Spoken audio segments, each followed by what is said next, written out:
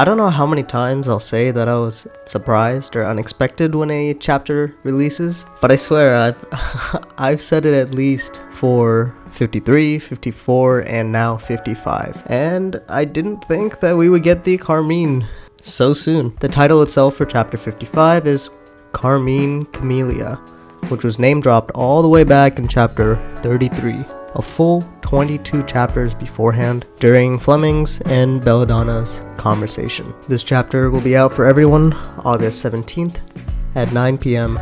Eastern Standard Time. So if you don't use coins for FastPass, like this video, save it for your watch later, put a timer on your phone, go read the chapter in about 4 weeks, and then come back. This is your only spoiler warning. I mean, this title was such a smart idea because it'll tempt those who don't have a FastPass to try to use a FastPass because they know something is about to go down this chapter without any context. Now, who do you think the 6 names on the room reservations are? Now, let's begin. So let's talk about this chapter chronologically, as the authors gave us clear time panels to segment the infiltration of the Camelia. Am I crazy, or have we seen ponytail adult Lauren ever? This hairdo while she's very confused is kind of cute. I always try to twirl my pencil like Lauren, but usually the pencil would just fly out of my hand about 80% of the time. So we are on the next day from the last chapter, or day 2 of Kieran as an archivist, and Lauren is preoccupied about the revelations that her parents have been or had been a part of a rival organization to the Phantom Scythe,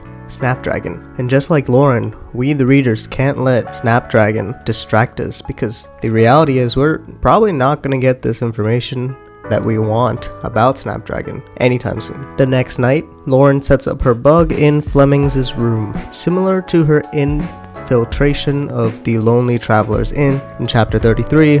Lauren finds a ledger/book with room reservations. Instead of 4 names in the inn, which were George Hawkins, Peter Doyle, Ryan Flemings, and Pete Mark, here we don't have any overlap except for Fleming's and the Camelia, where we have Lily Dilla, Chris Schaeffer, Marielle Shademager, or whatever. I don't even know how to pronounce that. We can barely read this person's name. Sarah Vermerelis? Is this the person that sang Love Song? I don't know. Cardos Lockholms, John Fitz, and Ryan Flemings, with Flemings in room 16, or at 11 something, so it's probably 11 o'clock.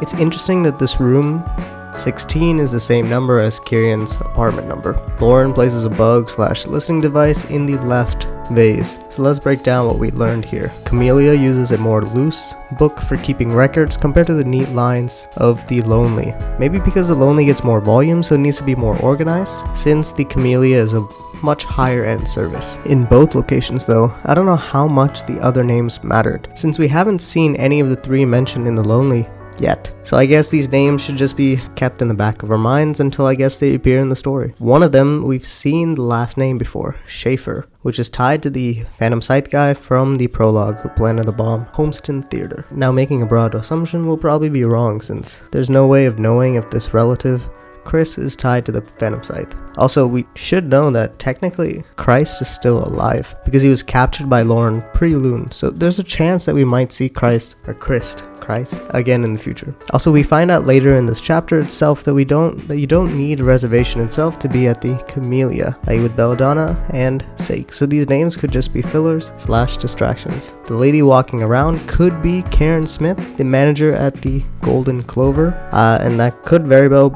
be her, since she may be tied to the Phantom Scythe for running a location that Ansel frequented, but we don't really see her name in the room reservations. No way to really confirm it until we see everyone who shows up at Fleming's room in the Camelia. I'm still hoping for Athena in regular clothes to show up, but I think that's just wishful thinking.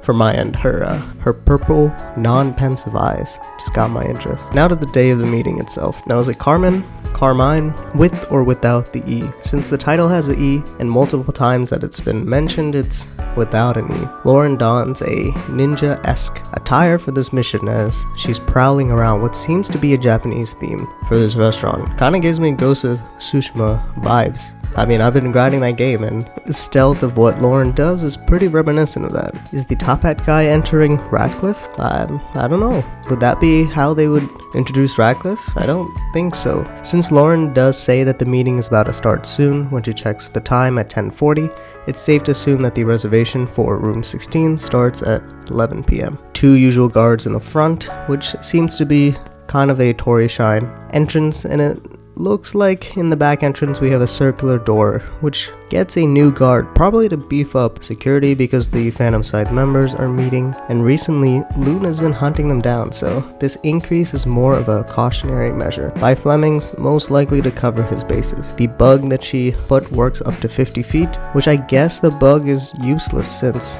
Lauren decides to go into the restaurant upon hearing Sake and Belladonna's voice, and Lauren doesn't know that Belladonna is the reason that she has a concussion, which will most likely throb, and we'll get that contrast panel sometime in these Camelia chapters because, well, Lauren's using some high concentration here.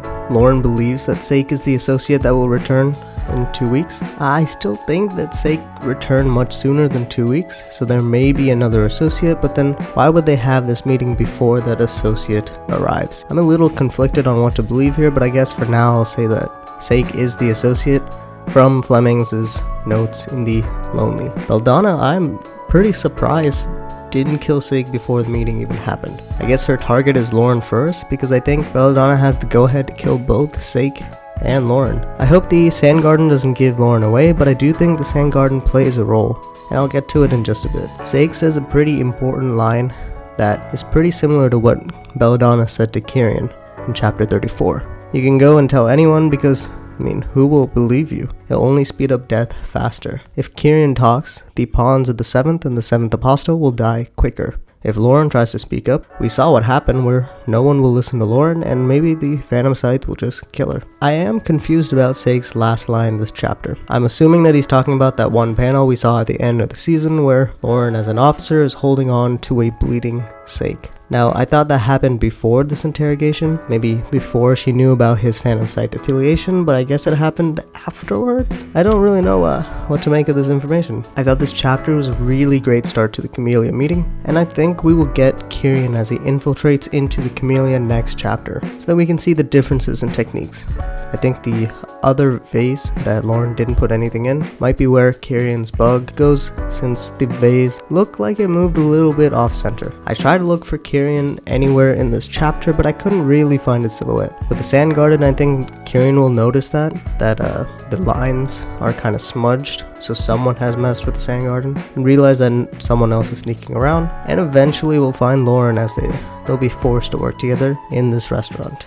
So the Carmine Camelia, I talked about this in my 48 review video because I had predicted incorrectly that the finale would be the meeting. I talked about the Camelia flower and how it's seen as a type of royalty, and I'm surprised that we couldn't find any of these flowers in the restaurant space. Maybe the hint that the authors were trying to tell us. Carmine, which means crimson or red, and the camellia is the flower. The red camellia flower is a Japanese variant, Camellia japonica, and there's also a subcategory of this Japanese category of the camellia, which is called the Cramer's Supreme. Now, we've seen a lot of Japanese influences in this restaurant with the Torii Shrine, front entrance, the sand gardens, bamboo, and lilies within the pond scattered throughout the courtyard of the restaurant. I don't know if a menu will play a role or if there will be even food served, but I guess we'll find out in 56. I like the lighthearted nature of Lauren sneaking around and freaking out, getting caught, almost caught by the back entrance guard, as we've had a lot of comedic moments with the most serious of situations before, like with the interrogations.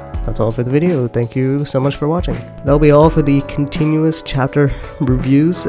As we get back to more of a weekly discussion, I'm finally getting ready to start talking about Tower of God again soon with my reread, but if I have a good theory for Purple Hyacinth, I'll release it at the end of the work week, so probably Thursday or Friday, but no guarantees since it does take a little more time to compile evidence for a theory compared to a chapter review. As always, make sure to heart the chapter when you finish reading on Webtoons and comment to be a part of the community. If you get a chance, subscribe to get access to these reviews every week. My social media can be found by searching Inspirational on YouTube, Twitter, and Twitch. Shout out to my designer, you can find his work on Instagram. See you all next